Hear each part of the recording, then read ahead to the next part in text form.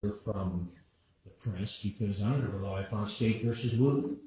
The only thing you're pressing here are two arguments. One is Chapter 119, the Public Records Statute, 119.07, which talks about the exemptions from public records.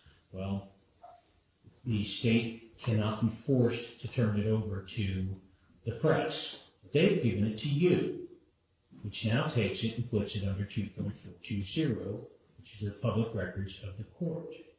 And I wholeheartedly endorse Judge Levine's opinion in Wooten, which said Chapter 119 is all very nice, but it doesn't control the public records of the court. That's the first thing. You're concerned about, and my personal feeling and philosophy is the more transparent we are in court, the more legitimacy and respect we foster.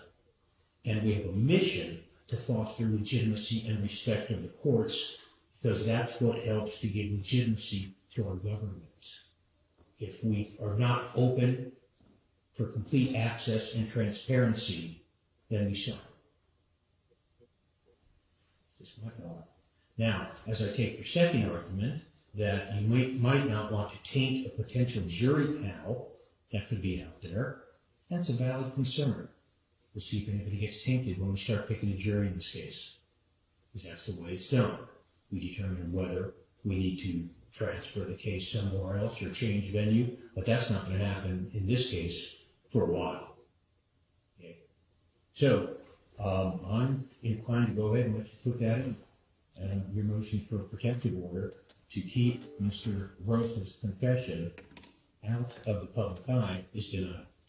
Judge, may I say something? You sure can. On Dr. Cooper's for record purposes.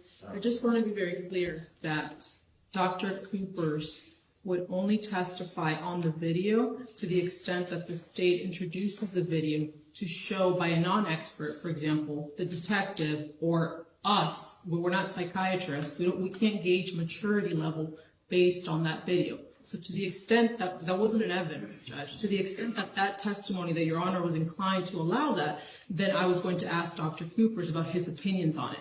But everything that Dr. Cooper's was going to testify on was, again, isolation, idleness, and the effects, psychological, physiological, on juveniles. Well, I don't need a doctor to tell me that. You've given me reams of studies that show it's inappropriate to put a child into solitary confinement. Dr. Cooper's is just one of the dozens of experts that have written on this. Your record is complete in terms of the care that we need to take when we house or detain a juvenile. I've got that. I'm not sure I need to, I'm happy to hear from Dr. Cooper's on generic, if you will, subject matter of detaining a juvenile. I thought you wanted to put him on the witness stand because he had reviewed the specific materials concerning Mr. Rosa, including the materials that you want me to keep confidential or private or out of view. You want to you've given them to your expert.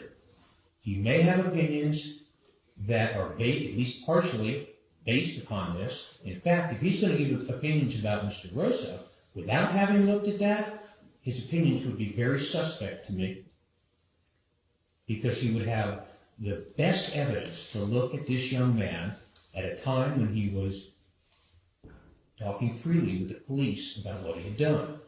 Any psychologist who would pass up that opportunity in attempting to gain knowledge about the mental status and mental health of your client would lose a lot of credibility. You follow what I'm saying? I do, Your Honor. Okay. What do you want to do? I'll leave it up to Mr. Lewis. I just wanted to speak on that one point from Dr. Cooper. Thank you. Shall we hear from your witness? Yes, thank you, Judge. Okay. The state calls Detective Joseph Elosegui. Where would you like him to? Wherever Mr. Lewis is right now.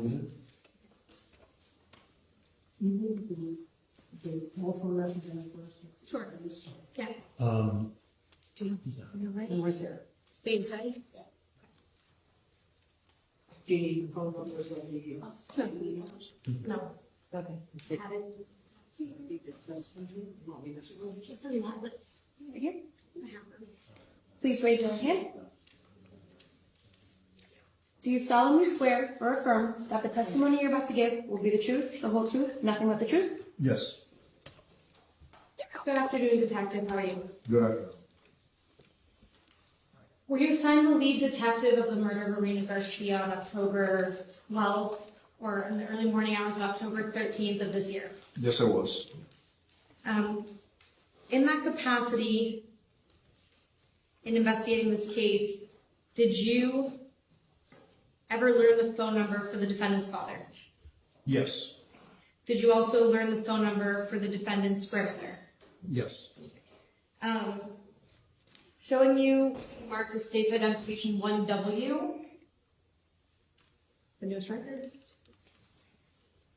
Your Honor, there is a business record certificate for the hearsay objection, but Detective, could you tell me, do you know what the defendant's father's phone number is?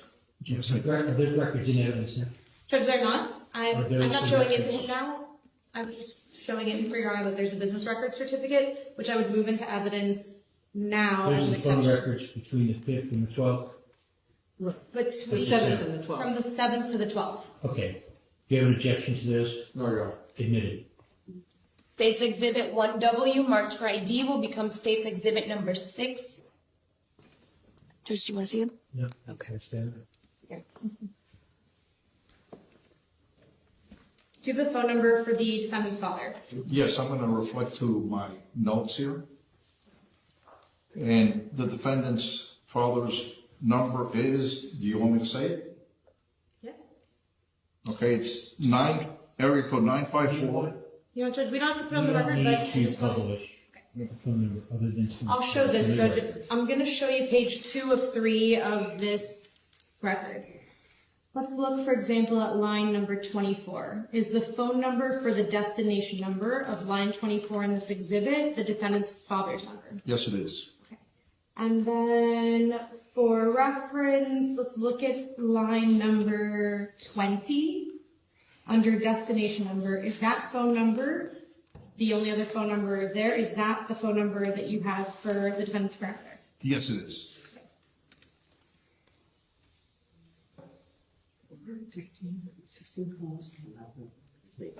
You're not going to see it now, Mr. Allen?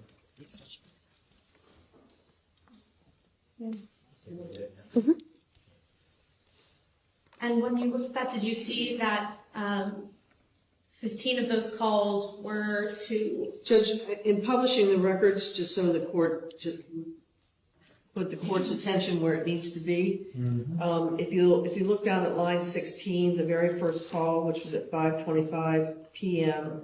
on the 7th, Got it. that is the very first phone call. All right, that's the And follow-up then now. every call thereafter, continuing on page 2 and into page 3, is either the father's phone number, which was just given, or the grandmother's phone number. Okay. With the exception of one call which seems to have a missed digit, and it wasn't completed. Mhm.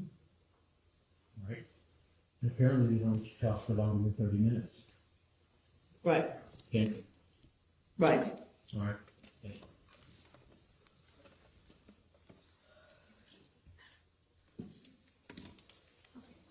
Detective, that evening, was the defendant Derek Rosa taken into custody by the Highland Police Department? Yes, he was. And was he transported from the scene somewhere? Yes, Where was he taken? to the Hialeah Police Department Homicide Office.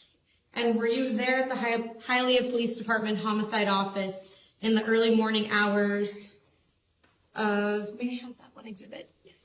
Of the 13th? Yes, I was. Showing you what's been marked for identification. Just a second, that's what I asked.